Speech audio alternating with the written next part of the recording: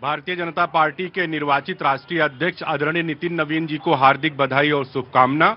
और लाखों करोड़ों जो कार्यकर्ता हैं भारतीय जनता पार्टी के, उनका स्नेह और प्यार उनके साथ हमेशा रहा है और रहेगा।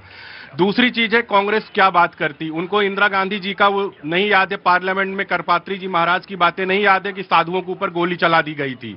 तो इनको ये बात नहीं है। समाजवादी पार्टी वाले हैं 2015 में किस तरीके से जगत गुरु शंकराचार्य के ऊपर लाठियां बरसाई गई थी। खैर वो आज विषय नहीं, आज हमारे लिए हर्षोल्लास का विषय है, क्योंकि इन लोगों का विषय तो वही है कि 45 साल का भाजपा 45 साल का अध्यक्ष देता है, लेकिन आज भी कांग्रेस अपनी पार्टी में राहुल गांधी, कभी भी मल्लिकार्जुन खड़गे जी 83 साल के, मैं उनके उत्तम स्वास्थ्य की कामना करता हूं, लेकिन अपने सीनियर सिटीजन यूथ को कभी नहीं कह सकते हैं कि वो मल्लिकार्जुन खड़गे जी हमारे बॉस हैं। ये ताकत इनके अंदर नहीं है। लेकिन आज एक गरीब का बेटा, पिछड़े समाज का बेटा प्रधानमंत्री बनता है भारत के, और वो कहते हैं कि नितिन नवीन जी हमारे बॉस हैं, क्योंकि सबसे पहले मैं कार्यकर्ता हूं। लेकिन राहुल गांधी जी कभी नहीं कह सकते हैं कि मल्लिकार्जुन उनके बॉस हैं। मल्लिकार्जुन कहते हैं जाके बंगलौर में कि जब उनसे डीके शिव कुमार सिद्धारमैया की बात पूछी जाती कि भाई इतना खटपट के क्यों चला, कहा तो आला कमान तय करेगा।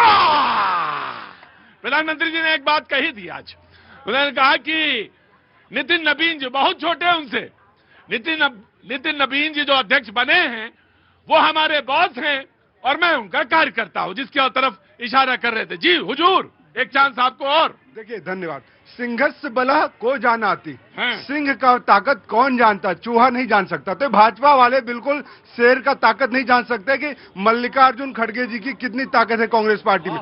आज ये बताइए, आज ये बताइए कि भाजपा में आपने देखा कि कितने वोट पड़े। मैं बताता हूं मल्लिकार्जुन जी को कितने वोट पड़े थे। 7,208 वोट मल्लिकार्जुन खड़गे जी को पड़े थे। विपक्ष में कौन चुनाव लड़ा था? शशि थरूर जी लड़े थे, 1700 वोट उनको पड़े थे, 400 वोट निरस्त हो गए थे। और आप बताइए प्रतीक जी कि कितने वोट पड़े, नवीन जी को कितने वोट मिले। और कहते हैं लोकतंत्र है, अरे यहाँ तो ज्ञानेश जी की भी जरूरत नहीं पड़ी। देखिए, इन लोगों का तो वोट चोरी, खैर नेहरू जी की तो आदत पड़ चुकी थी, कांग्रेस उसी को बोझा लेके ढो रही है। 1885, अरे भैया नेहरू जी ने किसको ये चोरी करके हरवाए थे? नहीं हरवाए थे, अंबेडकर जी को। तो ये चोरी की आदत इनके खानदान की रही है। चाहे सत्ता चोरी इंदिरा जी ने की 40 बार किया हो, चाहे चोरी से सोनिया जी का वोटर लिस्ट में नाम जुड़ गया हो, चाहे राजीव गांधी के लोगों का नाम वोट चोरी पर रायबरेली में FIR दर्ज हुई हो, तो वोट चोरी का जिसका खानदान का रहा हो वो बात ये न करे। लेकिन दूसरी चीज मैं बता दूं, 37 एक सेट पड़, देखिए जब वोटिंग आता है 7,000 से बात करते हैं, इनको इतने वोट, उनको इतने वोट पड़े। सबको पता कि अशोक गहलोत का नाम क्यों वापस लेना पड़ा, मल्लिकार्जुन खड़गे का नाम क्यों लाना पड़ा। दिग्विजय खुद चुनाव लड़ना चाहे, लेकिन दिग्विजय जी चुनाव नहीं लड़ सके थे। ये सारी चीजें छोड़ दीजिए। राइट, देखिए इन्होंने करपात्री जी महाराज जी का नाम लिया और 2015 में लिया। करपात्री जी यहाँ पे गौ रक्षा में आए थे। यहाँ पे मैं बिल्कुल बात से आपकी सहमत हूँ। बात यह है कि इनको 4 शंकराचार्यों की 4 पीठों का नाम भी याद नहीं होगा। बिना गूगल के 4 पीठ का नाम भी नहीं बता सकते। इतने बड़े सनातनी है प्रतीक जी, इतने बड़े सनातनी है कि 4 पीठों का नाम भी याद नहीं होता। बता रहा हूं, इनके जैसा सनातनी नहीं है कि बाप बाबरी, मां पादरी और बेटा दत्तात्रेय। मैं आ जाऊंगा। मैं ये सख्त पीठों का नाम बता सकते हैं? नहीं बता सकते। ये लोग वो लोग हैं राम सेवकों पर गोली चलवाने वाले लोग। ये राम सेवक पे कहते हैं कि राम का अस्तित्व नहीं है यहाँ पे। देखिए, ये नाम पे आ गए, मेरा टेस्ट लेना चाहते हैं कि मैं सनातनी हूँ कि नहीं। ये जनता के सामने मैं बताता हूँ। सौराष्ट्र सोमनाथम चा श्री से, वो मुझे मालूम है। ये तो आप ज्योतिर्लिंग बता रहे हैं। ये बाबूजी ज्योतिर्लिंग है, ये ज्योतिर्लिंग है। ये हमारे 4 जो है पीठ नहीं है, वे 12 ज्योतिर्लिंग है। रुको, मैं आ रहा हूँ, आराम से रुको। जी, समाजवादी पार्टी, हाँ मैं आ गया। यही है रट के जो आते हैं। ज्योतिष पीठ के बारे में पता नहीं, Dwarka. Right, everybody will go. हाँ जी, समाजवादी पार्टी। अभी हमारे भाई कह रहे थे निर्वाचित राष्ट्रीय अध्यक्ष में मानता हूँ, बधाई देता हूँ, लेकिन लड़े किससे थे कि निर्वाचन? अरे कहिए ना, निर्विरोध निर्वाचित हो गए थे, कोई लड़ने वाला है नहीं ईडी और सीबीआई के डर से। हाँ, जैसे समाजवादी। बिल्कुल, हाँ समाजवादी, पूरा देश डर रहा है। हमारी क्या बात कर रहे हैं? वो कह रहे थे आप तो लड़के आए थे ना। बिल्कुल लड़के आए थे समाजवादी। हम बिल्कुल। अध्यक्ष किसके खिलाफ लड़े थे? अध्यक्ष राष्ट्रीय अध्यक्ष अखिलेश। नहीं, बोलेंगे तो यही समाजवादी पार्टी की तरफ से। अरे अपना भी तो बताया करो, दूसरे की बोलते हो, दूसरे के आंगन में काहे झांकते हो? बिल्कुल झांकेंगे, क्योंकि ये तो बाथरूम तक झांक लेते हैं, आंगन में झांके तो क्या झांके हम। हाँ, लेकिन रही बात, अगर बात कर रहे थे माननीय प्रधानमंत्री जी, हाँ टोटी हम फिट करेंगे, जगह बताते रहिएगा। बात कर रहे थे माननीय प्रधानमंत्री जी युवा की, उनको मैं बधाई देता हूँ, युवाओं को आगे आना चाहिए, लाना चाहिए। लेकिन उन्होंने ही तय किया था ना, एक उम्र की सीमा तय की थी, लेकिन सत्ता के लालच में वो सीमा भी समाप्त हो गई। कहाँ है, कौन सी बात करते? आपकी बात में कोई स्पष्टता नहीं है। माननीय प्रधानमंत्री जी एक झूठ की पाठशाला के ब्रांड एम्बेसडर है। ये लोग उस पाठशाला के एक स्क्रिप्ट लेकर के आते हैं, बात करते हैं ये लोग। राइट। मैं आ रहा हूँ, सारे लोगों के पास आ रहा हूँ, लेकिन डिबेट कहाँ से रुकिए, डिबेट कहाँ पे ओपन होगी जनता के लिए, मैं आपको बताऊंगा।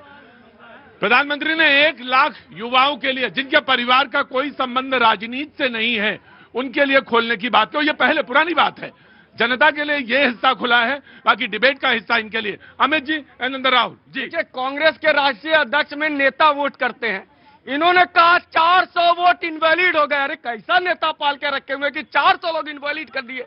ये कहते हैं अपने अध्यक्ष में इनवैलिड कर रहे हैं, और कैसे आप चुनाव जीतेंगे भाई? और समाजवादी पार्टी लड़के ही तो आए थे ना, सबने देखा था कैसे माइक छीना जा रहा था स्टेज पे।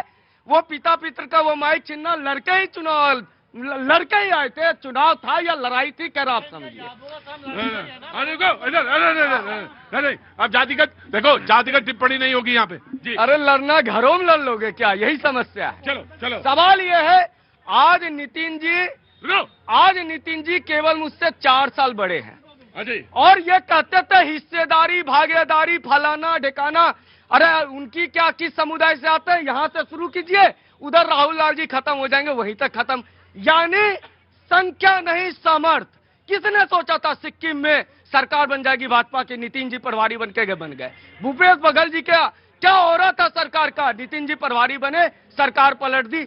यानी सामर्थ आपने क्या किया, एक ऐसे 83 वर्ष के वृद्ध को नेता बनाया ताकि वो राहुल गांधी के लिए चैलेंज ना बन पाए।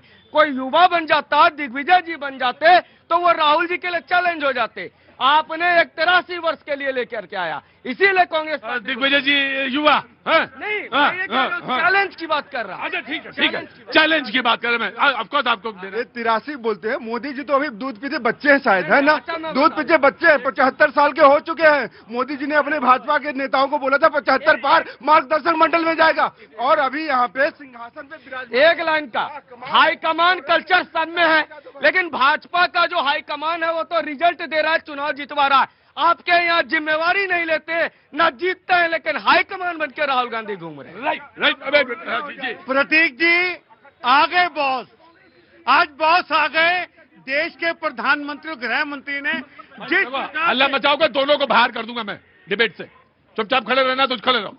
जिस प्रकार बॉस के लिए बैटिंग की इन्होंने देश के प्रधानमंत्री, गृह मंत्री ने, और जिस प्रकार से ड्रामा किया, नॉमिनेशन भरा गया, किसी ने फॉर्म नहीं भरा। अभी भारतीय जनता पार्टी के साथी कह रहे थे अशोक गहलोत जी को बिठा दिया गया, इसको बिठा। अरे संजय जोशी की क्या हिम्मत थी कि देश के प्रधानमंत्री, गृह मंत्री के सामने नॉमिनेशन भरते, क्या हिम्मत थी।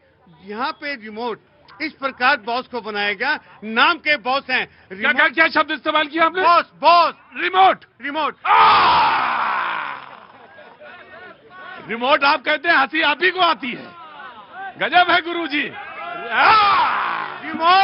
रिमोट प्रधानमंत्री के पास है और गृह मंत्री के पास है, वो चलाएंगे। देखना किस प्रकार से नाम के बॉस, सिर्फ बॉस, आगे बॉस, पीछे बॉस, यही राइट।